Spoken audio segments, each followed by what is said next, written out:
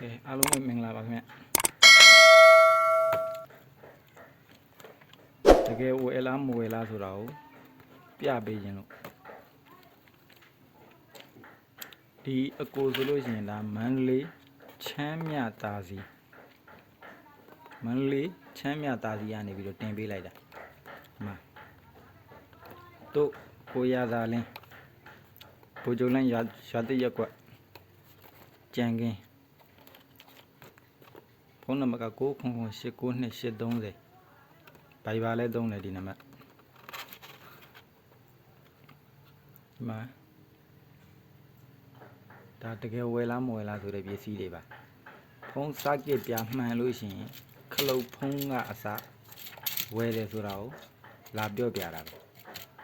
ဒါဖုန်းစကစ်ပြတယ်ဒါဖုန်းဘယ်ဒီတွေ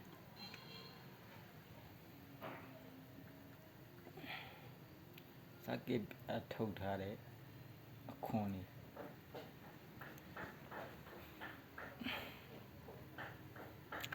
မန္တလေးချမ်းမြတာစီကတင်ပေးလိုက်တဲ့အကိုဒီနေ့ပစ္စည်းရောက်တယ်9 ရက်နေ့ကတင်ပေးတာ